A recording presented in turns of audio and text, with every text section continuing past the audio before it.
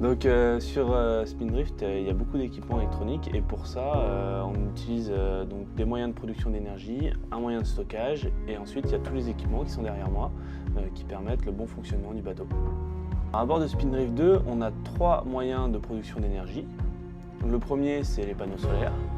Le deuxième, c'est un petit générateur situé dans la cale moteur qui produit une grande majeure partie de l'énergie. Et le troisième système est un système plutôt de sécurité, c'est l'éolienne. Après les systèmes de production, on a donc un système de stockage qui est composé de 6 batteries qui nous permettent de stocker grosso modo 5 à 6 heures d'autonomie pour l'ensemble des équipements qui sont à bord.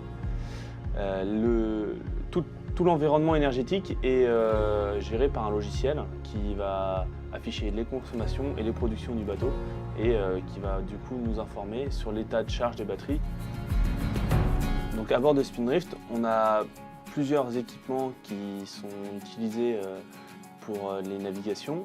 Notamment, on va retrouver d'abord les équipements de sécurité. Donc notamment ici, on a l'Upside Up. On va avoir aussi tout ce qui est AIS, donc c'est les systèmes de sécurité en mer, notamment pour détecter la présence d'eau dans les flotteurs ou pour éventuellement aussi détecter des navires autour de Spindrift pour éviter les collisions.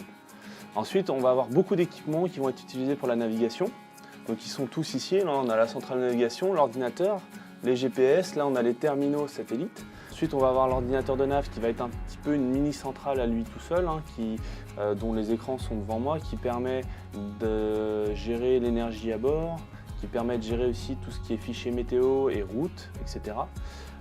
Qui permet de faire des échanges avec la Terre et d'obtenir les mails, notamment avec les équipes à terre.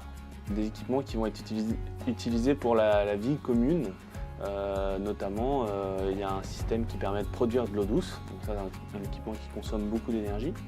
On va avoir ce qui va être aussi les téléphones portables des marins pour qu'ils puissent les charger. Ça va être le poste média qui est juste devant ici, qui permet de faire toutes les vidéos qu'on reçoit à terre, qui permet de faire les enregistrements, les petits communiqués de presse, etc.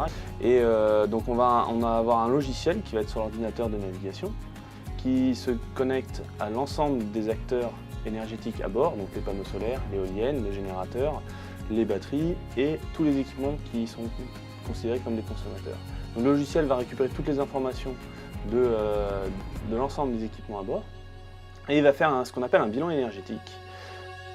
Il faut voir comme un système de délestage, c'est-à-dire si jamais on a des problèmes à bord et qu'on doit utiliser uniquement les panneaux solaires ou que l'éolienne pour une raison X ou Y, et ces systèmes de vie commune en fait, vont être coupés en premier quasiment pour que le bateau puisse continuer à fonctionner de manière autonome jusqu'à la fin de la course en fait.